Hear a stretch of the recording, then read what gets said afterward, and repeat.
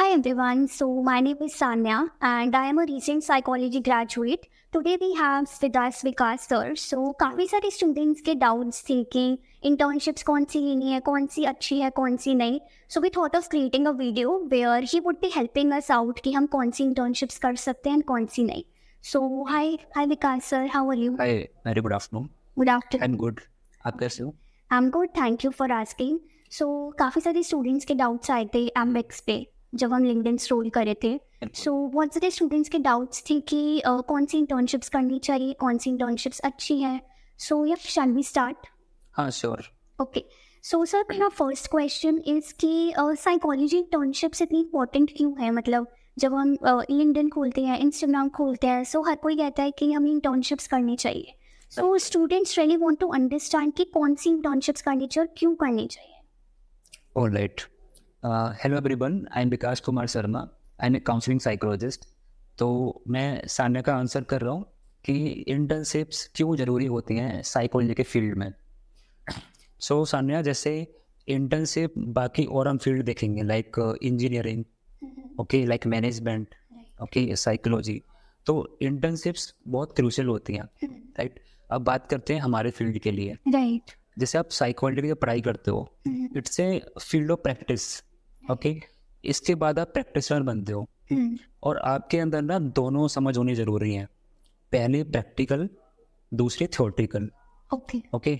अब आजकल हम क्या देखते हैं कि हमारे जो कॉलेजेस हैं इंडिया में या यूनिवर्सिटीज़ हैं, उनका जो फोकस है वो थ्योरी पे ज़्यादा है, ओके.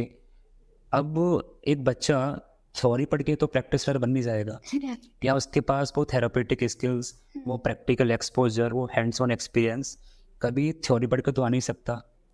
तो ये उनकी मजबूरी हो जाती है कि वो बाहर जाके बाकी जो ऑर्गेनाइजेशन है, राइट, या कोई हॉस्पिटल्स हैं, क्लिनिक्स हैं, वहाँ जाके जो थ्योरी वो पढ़ के आए हैं उसको प्रैक्टिकली अप्लाई होते हुए देखें और ये सीख सके कि किस तरीके से थ्योरी अप्लाई हो रही है प्रैक्टिकल में, कैसे थेरापेटिक जो स्किल्स हैं वो अप्लाई होती हैं, कैसे थेरेपिस्ट काम करती हैं, किस तरीके से साइकोलॉजिस्ट काम करते हैं, कैसे क्वेश्चन पूछे जाते हैं क्लाइंट से, कैसे डील करा जाता है उन क्लाइंट को.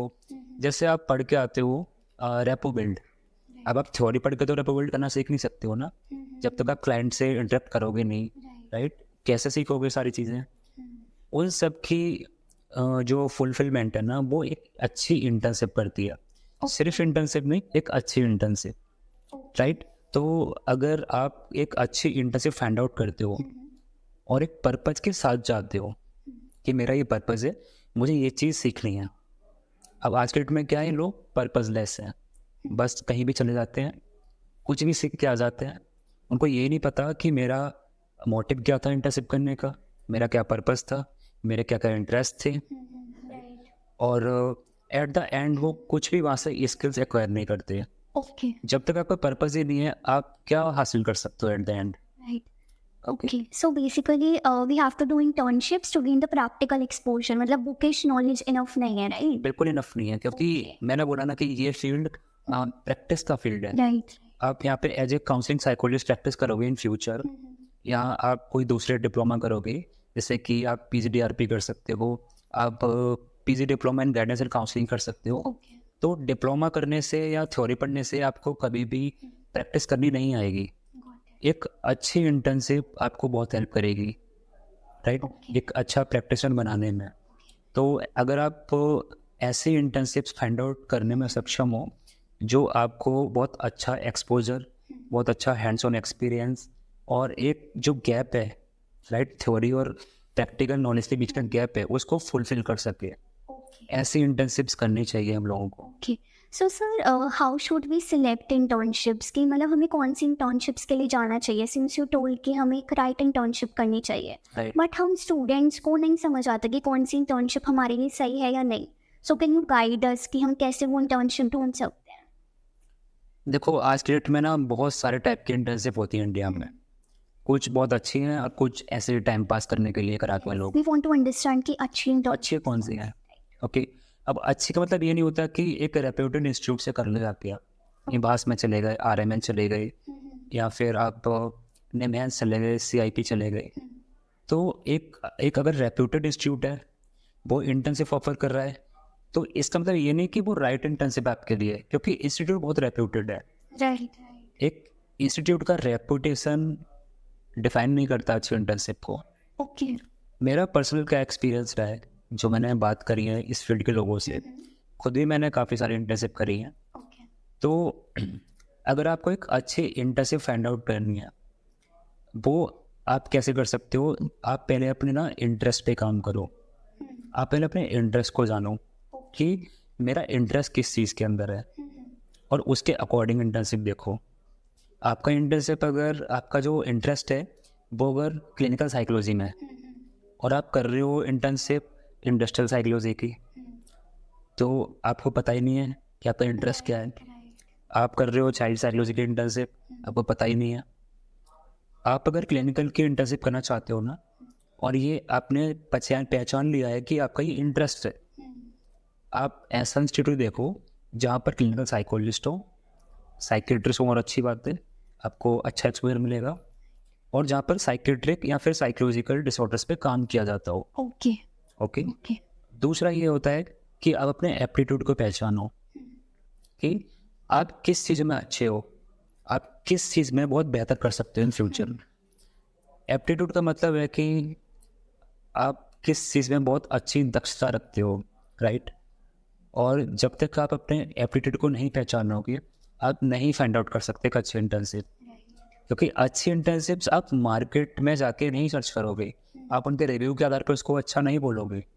अच्छा होता है आपके आधार पे। एक चीज़ है जो आपकी नीड को फुलफिल कर सकती है, वो आपके लिए अच्छी है। डजेंट मैटर वो कौन करवा रहा है, कौन दे रहा है आपको। अगर एक चीज़ आपके काम की ही नहीं है, वो चीज़ आपको कुछ बेनिफिट दे ही नहीं रही है, और आप कह रहे हो कि मैं उसको बहुत रेप्यूटेड जगह से लेके आया हूँ, वो आपको कभी फ्रूटफुल नहीं होगी। ओके। आप जो चीज़ सीखना चाहते हो, जिस चीज़ में आप बहुत अच्छे हो, उसके अकॉर्डिंग आप चूज़ करो। So aptitude and interest is something which is very बहुत ज़रूरी है, और ये दो चीज़ें मिसिंग है आज की डेट में। मतलब मैं बहुत शॉक्ड हो जाता हूँ चीज़ों को देखकर कि बच्चों को ये दो चीज़ ही नहीं पता है स्पेशली, कि मेरा एप्टीट्यूड और मेरा इंटरेस्ट, मेरी पर्सनैलिटी किस टाइप की है, मैं किस चीज़ में बहुत बेहतर कर सकता हूँ, राइट, मुझे किन चीज़ों पे काम करना चाहिए, वो चीज़ें मिसिंग है। अब मिसिंग पता है क्यों है? कोई बताने वाला नहीं है। इस चीज़ की गाइडेंस भी अवेलेबल नहीं है मार्केट में, कि आपका कोई इंटरेस्ट फाइंड आउट कर दे, कि आपका कोई एप्टीट्यूड फाइंड आउट कर दे। तो जब नॉलेज ही नहीं मिलेगी आपको उस चीज़ की, तो ऑब्वियसली बात है कि आपके अंदर उस चीज़ का लैक्यूना रहेगा। ओके। आप अपना पर्सनैलिटी देख सकते हो कि आप किन चीज़ों में इन फ्यूचर अच्छा कर सकते हो। जैसे कुछ लोग ना रिसर्च में बहुत अच्छे होते हैं, और वो कभी इंटरेस्ट नहीं लेते क्लिनिकल में, राइट। तो वो ना रिसर्च की इंटर्नशिप करते हैं, DRDO में कर लिया, या कई सारे ऐसे रिसर्च ऑर्गेनाइजेशन है, ICMR वगैरह, वहाँ पर चले गए। तो अगर उनको पता है कि मेरा पर्सनैलिटी ऐसा है कि मैं रिसर्च में बहुत अच्छा कर सकता हूँ, मेरा इंटरेस्ट है उस चीज़ के अंदर, मेरा एप्टीट्यूड वहाँ पे बहुत अच्छा काम करेगा, तो अगर आपको ये समझ में आ गया ना बहुत जल्दी कि क्लिनिकल साइकोलॉजी का फील्ड आपके लिए है ही नहीं, रिहेबिलिटेशन साइकोलॉजी का फील्ड आपके लिए है ही नहीं, राइट, और काउंसलिंग साइकोलॉजी का फील्ड आपके लिए नहीं है, आपके लिए फील्ड है PhD का, आपके लिए फील्ड है रिसर्च का, तो आपको उसी के अकॉर्डिंग अपनी तैयारी करनी चाहिए कि फ्यूचर का आपको पता होना चाहिए, मैं फ्यूचर में किस चीज़ में जाऊँगा, मुझे जाना चाहिए। ये चीज़ आपको कम से कम 1-2 साल पहले पता चल जानी चाहिए, लेकिन जो कि नहीं पता चलती है लोगों को। इसके अलावा और मल्टीपल फैक्टर हो रहे हैं कि अगर आपको नहीं पता है सारी चीज़ें, जो एक्सपर्ट फैकल्टी हैं, जो इंडस्ट्री के एक्सपर्ट हैं, राइट, आजकल फैकल्टीज़ को भी नहीं पता। मैंने कई फैकल्टीज़ को ऐसा देखा है कि वो बच्चों को बोल देते हैं कि आप यहाँ से कर लो, वहाँ से कर लो, RML चले जाओ, EWAS चले जाओ, बट उस बच्चे की नीड क्या है वो किसी को नहीं पता, ना बच्चे को पता है ना टीचर को पता है। वो बस कर रहे हैं। बस चले गए इंटर्नशिप करने, उनको वहाँ पे 2-4 असेसमेंट सिखा दिए, वो भी आधे अधूरे, जो कि वो जो कि उनके किसी काम ही नहीं आएंगे फ्यूचर में। स्किल्स क्या एक्वायर करनी है उससे मतलब नहीं है।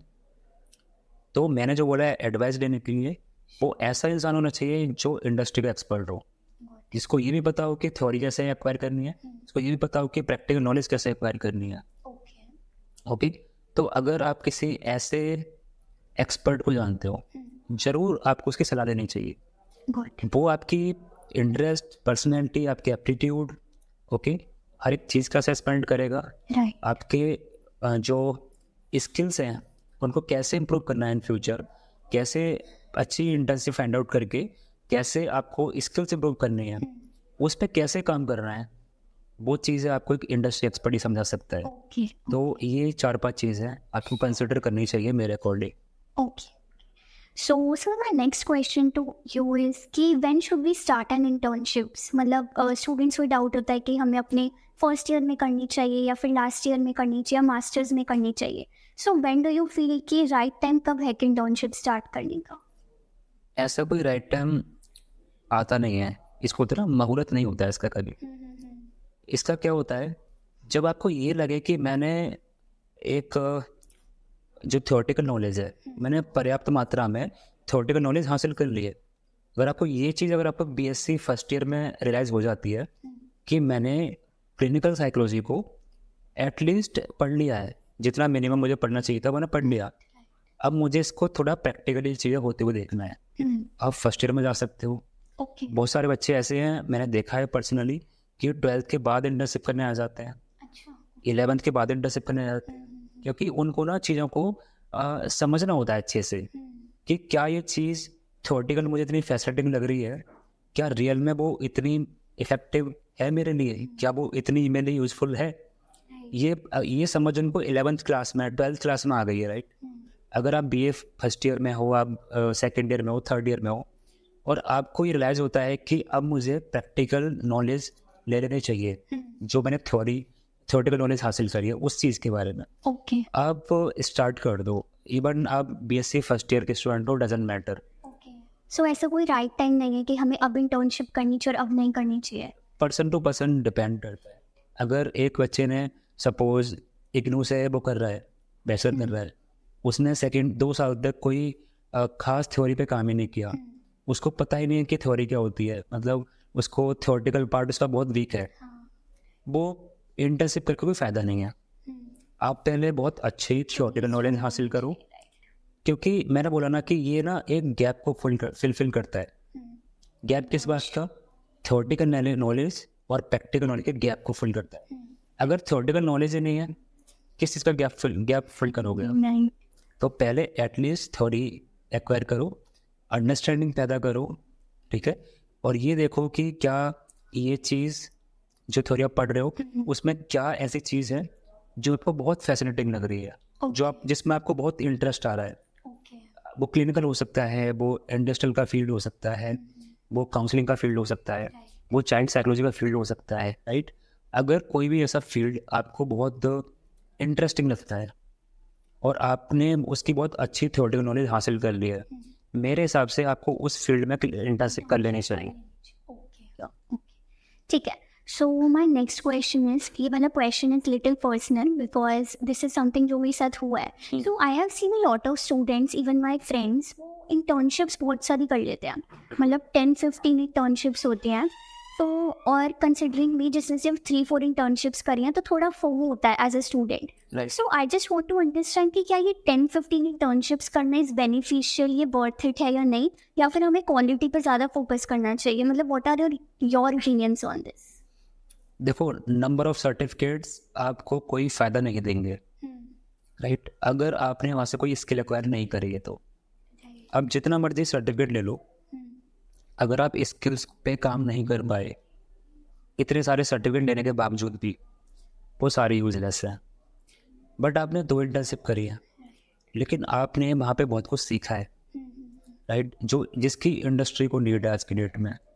अब आज की इंडस्ट्री बहुत कॉम्पिटिटिव होती जा रही है, बहुत स्किल्ड लोगों की डिमांड है मार्केट में, और आपने 2-3 इंटर्नशिप करी है, लेकिन बहुत क्वालिटी इंटर्नशिप थी वो, बहुत क्वालिटी प्रैक्टिकल नॉलेज, आपको जो हैंड्स ऑन एक्सपीरियंस, राइट, आपका स्किल्स पे बहुत अच्छा काम किया गया वहाँ से, इंटर्नशिप पे आपने बहुत सीखा, वहाँ से आपको खुद कॉन्फिडेंस आया कि मैंने अपनी एटलीस्ट 1 या 2 स्किल्स वहाँ से एक्वायर करी है।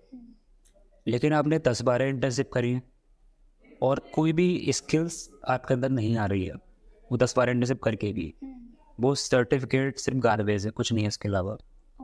क्योंकि जब आप जॉब के लिए जाते हो ना, आप मास्टर डिग्री लेके जाते हो, कोई भी ना उन इंटर्नशिप को देख के बहुत प्रभावित नहीं होता है कि ओके आपने 10 बार इंटर्नशिप करी है, आप तो बहुत नॉलेजेबल हो, आप तो बहुत स्किल्ड हो, लो आपको जॉब मिल जाएगी। हमें क्वालिटी पे फोकस। क्वालिटी एंड स्किल्स, मैं कह रहा हूँ ना कि आप वो थ्योरी और प्रैक्टिकल के बीच का गैप फुलफिल करने जा रहे हो, तो गैप ही फुलफिल नहीं करना होता, स्किल्स भी हासिल करनी होती है। बिकॉज नौकरी तो आपको स्किल्स के आधार पर ही मिलेगी। स्किल्स मतलब आपको करना क्या आता है, क्योंकि अगर आप किसी कंपनी में जाओगे, आप वहाँ से सैलरी लोगे तो बदले में कुछ करोगे उनके लिए। करना अगर आपको आता है जॉब मिलेगी, नहीं करना आपको आता जो नहीं मिलेगी। आपके सर्टिफिकेट देख के कोई इम्प्रेस थोड़ी होगा कोई कि आपने 2 इंटर्नशिप करी है, कि आपने 10 करी है, राइट। कुछ लोग ऐसे होते हैं जो सिर्फ एक इंटर्नशिप करते हैं पूरे मास्टर्स और ग्रेजुएशन के टाइम पीरियड में, बट बहुत स्किल्ड होते हैं। कुछ लोग होते हैं जो बैचलर्स में ही 15-20 इंटर्नशिप कर लेते हैं फ्री वाली। और हाँ, कुछ लोग ऐसे देखे मैंने, उनका लिंक्डइन मैंने चेक किया है, 10-12 इंटर्नशिप कम से कम बैचलर्स में कर लेते हैं और 10-12 ही मास्टर्स में कर लेते हैं। इतनी इंटर्नशिप करने के बाद भी स्किल्स में बहुत लेकिन होता है, तो कोई फ़ायदा नहीं है आपकी 20-22 इंटर्नशिप का, 10-12 इंटर्नशिप का। मेन चीज़ है आपका स्किल। आप ये चीज़ पर फोकस करो कि आपकी जो इंटर्नशिप है, क्या वो आपको क्वालिटी प्रैक्टिकल नॉलेज और स्किल्स दे पा रही है, नहीं दे पा रही है। नहीं दे पा रही है, आप ऐसे कितने भी इंटर्नशिप कर लो, वो सारी की सारी यूजलेस है। Okay so my last question to you is, ये क्वेश्चन ऐसा था जो हर साइकोलॉजी स्टूडेंट का डाउट होता है। So we have seen a lot of Instagram and LinkedIn posting various organizations paid internships, right? Paid internships in psychology. So I just wanted to know, are these paid internships even worth it? Because वो ऐसा amount होता है जो affordable नहीं है कुछ लोगों के लिए, right? वो 10, 15 के, even 20 के भी charge करते हैं। बिल्कुल। So I just want to understand कि should students go for such internships या फिर नहीं करना चाहिए? क्या वो worth it है या नहीं? इसका आंसर हाँ या ना में नहीं दे सकता एक साथ। ओके। अगर आपको ये ट्रस्ट है कि वो इंटर्नशिप करने से आपको बेनिफिट होगा और वो बेनिफिट आपको आगे जाके बेनिफिशियल रहेगा। मेन क्वेश्चन है कि क्वेश्चन पैसे का नहीं है कि 5,000 चार्ज कर रहे हैं, 10,000 चार्ज कर रहे हैं, 20,000 चार्ज कर रहे हैं, राइट। आप अगर फ्री की इंटर्नशिप कर लेते हो और 10-12 इंटर्नशिप कर लेते हो, बट स्किल्स नहीं है आपके पास, प्रैक्टिकल नॉलेज नहीं है आपके पास, वो फ्री वाली इंटर्नशिप में आपने सब टाइम ख़राब किया है, अपनी एनर्जी वेस्ट करी है। अगर आप कोई ऐसी इंटर्नशिप करती हो जो 5,000 रुपये चार्ज कर रही है और वो आपके स्किल्स पे काम कर रहे हैं, वो आपके क्रिटिकल थिंकिंग, वो आपके एनालिटिकल थिंकिंग, राइट, आपके एप्टीट्यूड, हर एक चीज़ पे काम कर रहे हैं, और वो 5,000 10,000 चार्ज करते हैं, मेरे अकॉर्डिंग जाना चाहिए। ओके। मैंने खुद 20,000 पे करके इंटर्नशिप्स करी हैं, लेकिन वो इंटर्नशिप में इतनी क्वालिटी थी ना कि 50,000 भी कम था उसके लिए। तो major thing is quality, right. अगर क्वालिटी है किसी चीज़ में तो आई थिंक उसका अमाउंट पे करना चाहिए किसी को भी, बट क्वालिटी नहीं है, नहीं करना चाहिए। ये चीज़ आप कैसे इंश्योर करोगे? ये चीज़ आप इंश्योर करोगे कि आप ना एक ऑर्गेनाइजेशन का हर टाइम एक रेपुटेशन देखते हो, इधर वो प्राइवेट हो या इधर वो सरकारी हो, उसका रेपुटेशन मत देखो, उसका फैकल्टी कौन है, उस फैकल्टी को कितना एक्सपीरियंस है, उस फैकल्टी से बात करो एक बार।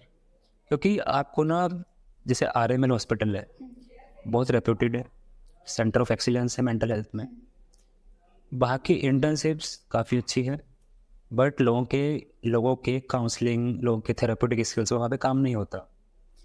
इवन जो केस हिस्ट्री होती है ना, RML हॉस्पिटल में बता रहा हूँ, मैंने खुद वहाँ से किया है इसलिए बता पा रहा हूँ कि जो केस हिस्ट्री सीखता है बच्चा RML के अंदर, वो अपने किसी फेलो इंटर्न से सीखता है। कोई भी वहाँ पे ट्रेन थेरापिस्ट, MPhil ट्रेनी आके आपको नहीं सिखाता कि इस तरीके से आपको हिस्ट्री लेनी चाहिए। वो अलग की बात है कि आप जाके उनसे रिक्वेस्ट करके सीख रहे हो, लेकिन कोई भी फैकल्टी, कोई भी साइकियाट्रिस्ट, कोई भी जो PG रेजिडेंट है साइकियाट्री में, कोई MPhil ट्रेनी, राइट, आपको आके वहाँ पे नहीं सिखाएगा कि इस तरीके से केस लिया जाता है, इस तरीके से एमएससी लिया जाता है, इस तरीके से रेपो बिल्ड होती है। कोई भी आपको इनिशियल ट्रेनिंग नहीं मिलती है। सो वो स्टूडेंट्स से ही सीख रहे हैं बेसिकली, अब प्रोफेशनल। हाँ, जैसे आप सपोज वहाँ जाओगे ना, तो ऑलरेडी वहाँ पे जो इंटर्न है वो आपको सिखाएंगे। जिन्हें खुद नहीं आता वो आपको सिखा रहे हैं, या उतना अच्छा उनको नहीं आता वो आपको सिखा रहे हैं। कोई, मेरा मतलब है कोई ट्रेंड थेरेपिस्ट आपको नहीं सिखा रहा है। अब RML is a reputed hospital, centre of excellence in mental health, और वहाँ पर ऐसा काम हो रहा है। तो मैं आपको ना एक रेप्यूटेशन की बात कर रहा हूँ कि ऑर्गेनाइजेशन का रेप्यूटेशन मत देखो हर बार। मेजर चीज़ है मेरे अकॉर्डिंग, जहाँ से मैंने किया था, एक्चुअल में वो थी ही नहीं ऑर्गेनाइजेशन, सिर्फ फैकल्टी थी। अब फैकल्टी में अगर इतना कैलिबर है कि वो आपको बहुत क्वालिटी नॉलेज स्किल्स आपके अंदर डेवलप करा सकती है, आई थिंक आपको फैकल्टी को पहले देखना चाहिए। ओके, और आपको बहुत ज़्यादा उनके टेस्टिमोनियल्स, उनके रिव्यूज़, उस पर मत जाओ। आप खुद उनसे बात करो एक बार। आपको अगर फील होता है कि हाँ, ये सब ट्रस्टेबल फैकल्टी और वो आपकी जो नीड्स है उसको फुलफिल कर सकती है, राइट। अब ऐसी फैकल्टी ना आपको फाइंड करना थोड़ा डिफ़िकल्ट ज़रूर होगा, लेकिन हमारी ऑर्गेनाइजेशन वहाँ पे हेल्प करती है। अगर किसी को भी आपको लगता है कि आपको डिफ़िकल्टी होती है एक इंटर्नशिप फाइंड आउट करने में, आप अपेक्स साइकोलॉजी सॉल्यूशन को आप मैसेज कर सकते हो, चाहे तो इंस्टाग्राम पर, चाहे लिंक्डइन पर, या चाहे व्हाट्सएप पर। हमारी टीम का कोई मेंबर आपको कॉल करेगा, या आप उनको कॉल कर सकते हो, और आप ये समझ सकते हो कि आपके लिए बेस्ट इंटर्नशिप क्या है, राइट। तो गलत इंटर्नशिप चूज़ करने से अच्छा है कि आप एक अच्छी इंटर्नशिप चूज़ करें जो एक्चुअल में आपकी नीड को फुलफिल करे। ओके, चाहे वो पेड हो चाहे वो अनपेड हो। आई नो कि अनपेड इंटर्नशिप बहुत कम है हमारे फील्ड में, पेड इंटर्नशिप ज़्यादा है। उन पेड में भी आपको भरोसा नहीं करना है, आपको ये देखना है कि मेरे लिए कौन सी बेस्ट है, और ये बेस्ट फाइंड आउट करना आपको आना चाहिए। नहीं कर सकते, मैंने आपको बता दिया, आप हमें कांटेक्ट कर सकते हो, हमारी टीम आपकी पूरी हेल्प करेगी। Okay, thank you so much sir for clearing all the doubts and thank you so much everyone.